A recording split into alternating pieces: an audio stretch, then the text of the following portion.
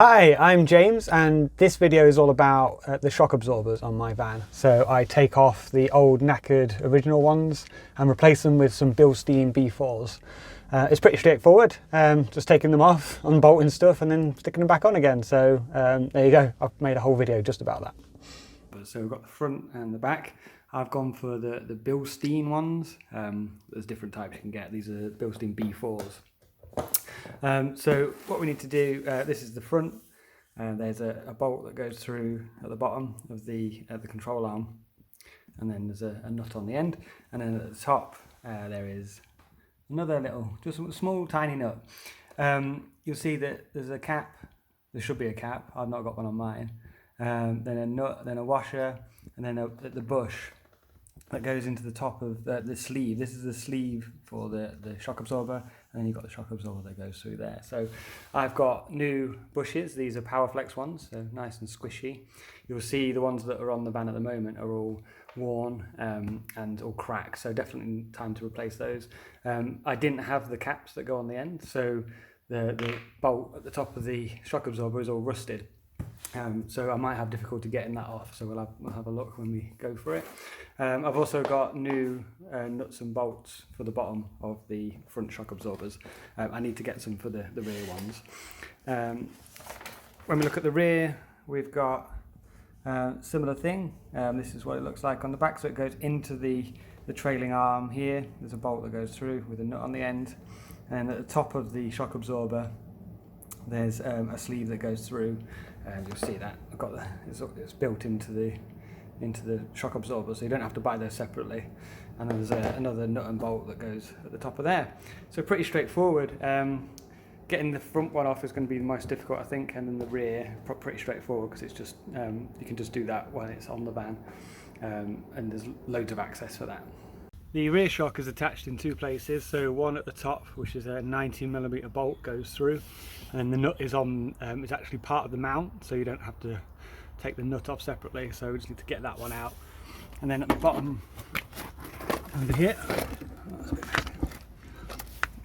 so I've taken this off before, so it might be quite easy for me to do, but on this side it's just a bolt, 19mm bolt, and then 18mm nut on the end there. So that's it.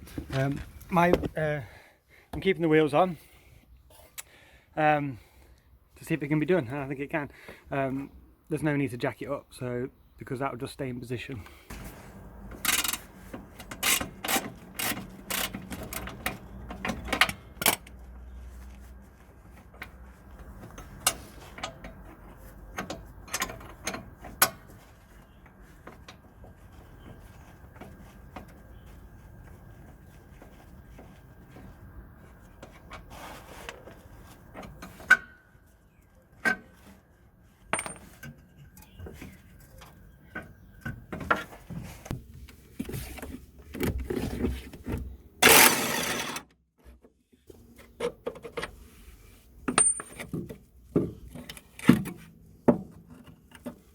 There we go. So here's the shock. Bit rusty on the outside. The bushes are actually alright, the rubber. But I've just tested the resistance and there's hardly any. It just clonks down to the bottom, so time for this one to be replaced. Those are the bolts. So it's the same one at the top and bottom, but then one's got the bottom one's got the nut on. Yeah, the top one, I used the impact wrench. That got it off really quickly. It is a bit of a tight struggle in there, because you've got the clearance of the wheel arch and everything like that to get everything in, and then if you've got the tyre in the way because you've not replaced, so you're not taking the wheel off, it might cause you clearance issues. But that's there's the mount.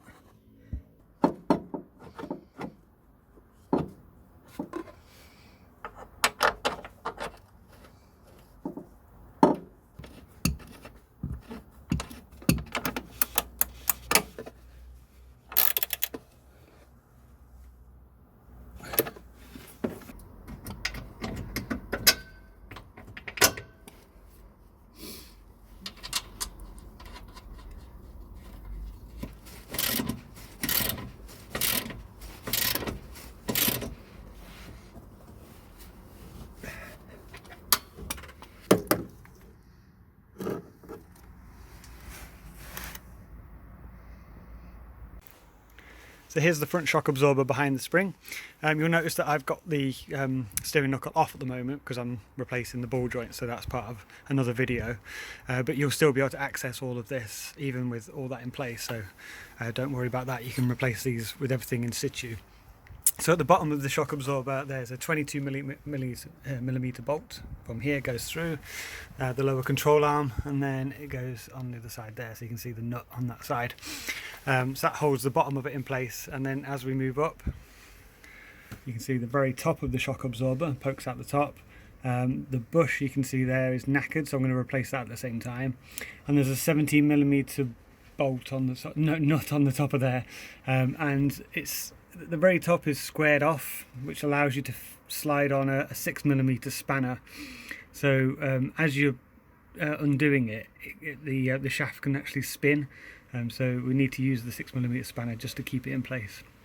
So yeah, let's take the top off first, then we can remove the bottle and then at bottom and slide it out.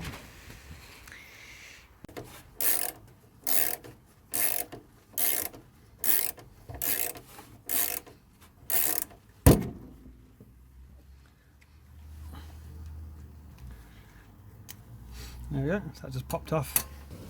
On this side the nut has started to spin. I've tried to undo it using the 6mm spanner, but it's eaten away at the top bit, so it's very difficult and it keeps slipping, so you can see it just keeps coming off, which is quite a pain. What I'm going to do is lift it up so it moves the shock absorber up slightly, and then I'm going to cut underneath the bolt, so underneath the nut, to try and cut that off. Otherwise I've got a nut splitter, so I'm going to try that on it as well if I can't cut through the actual thread.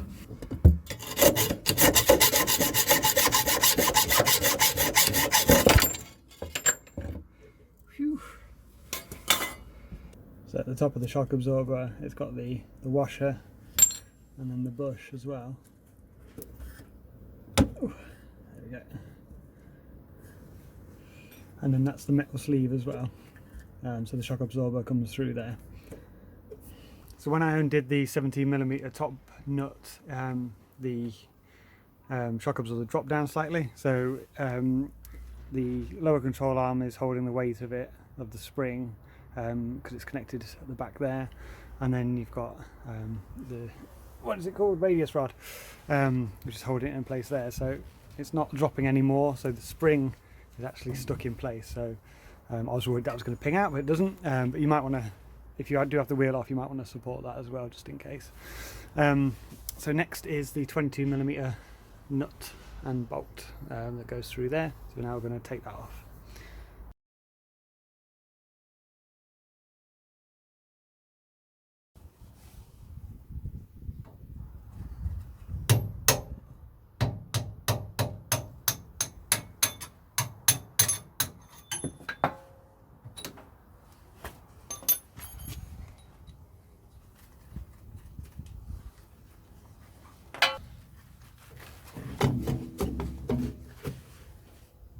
So the shock absorber is now free, but I need to jack up the lower control arm because I can't get it out.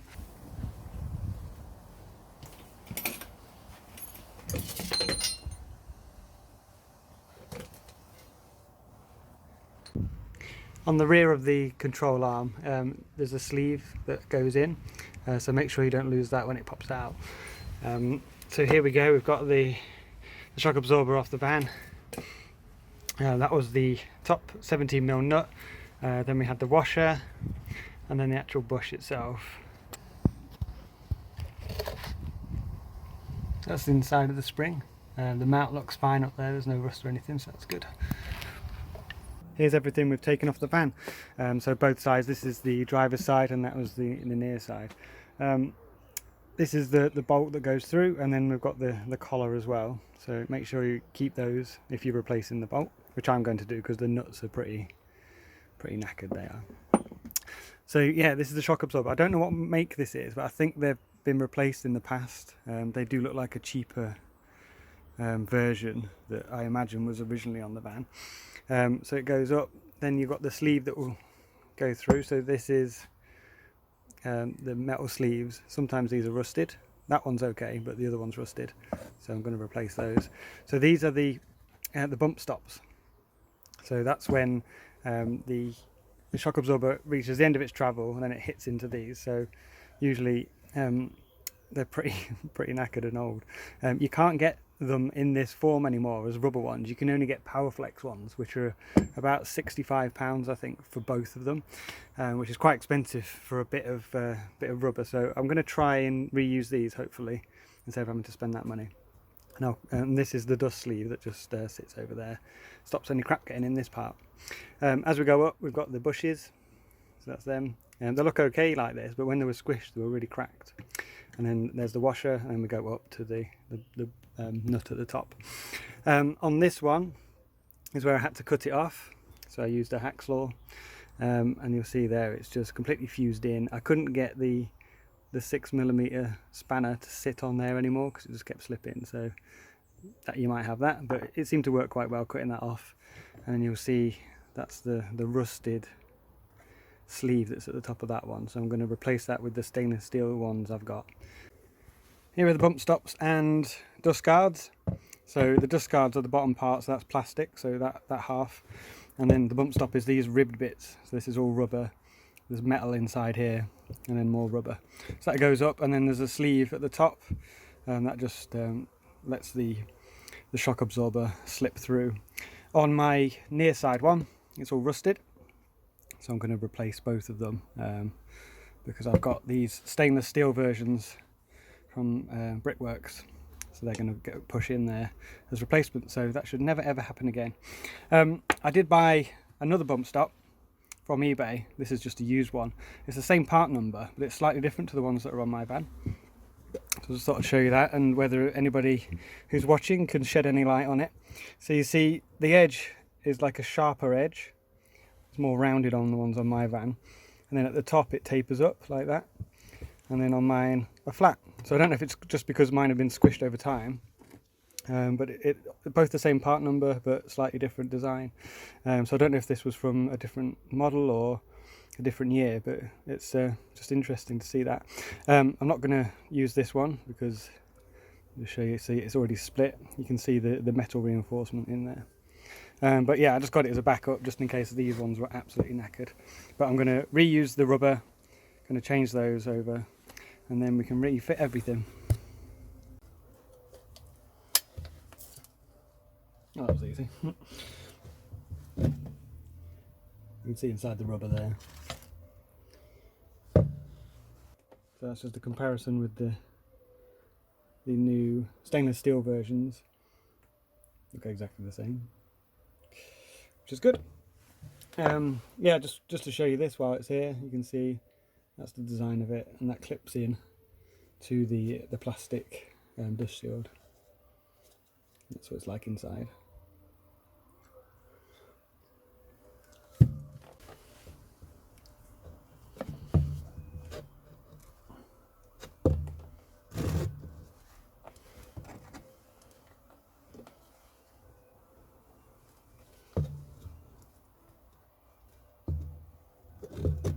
There we go. Put the bump stop up first, and then slide the other part in.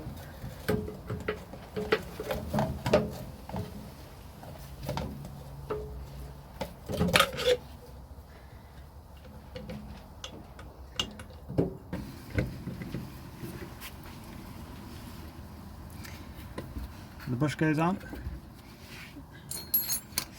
and the washer.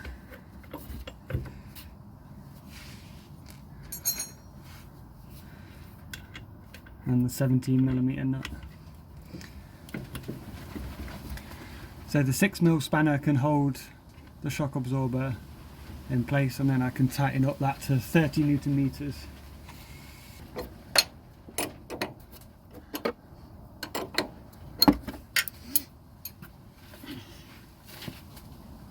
Also got the cap, so that just fits on the end.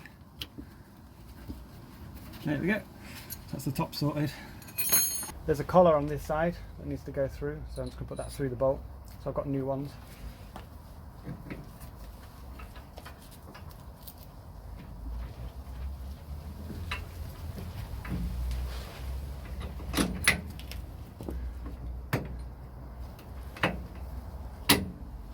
and then the nut goes on the other side, and we need to tighten that up to 145 Newton meters.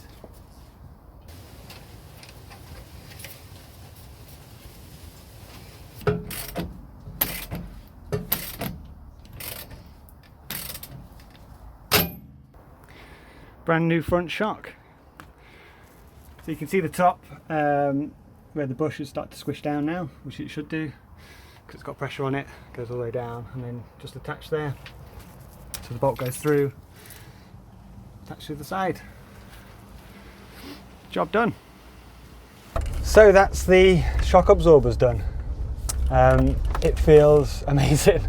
I really wish I'd done this when I first bought the van. Because it's made a massive difference. When I go over bumps or down slopes and stuff like that, it actually absorbs shocks instead of just relying on the springs. So it's made a big difference. So if you can afford it, I recommend doing it, because the ones that are on my van were probably the original ones from 30 years ago when the van was first made. And it's just so much more sure-footed, honestly. Big difference. So yeah, dead easy to do. Apart from that stuck nut on one of the shock absorbers, top of the shock absorbers, the rest was fine. It was a really easy job. It was just whipping them off and putting the new ones on. So worthwhile upgrade if you can. So thanks for watching. If you have any comments, please add them. I do read them and enjoy reading them. And please like and subscribe as well, because it allows more people to see the videos. Brilliant. Thanks very much. Stay safe.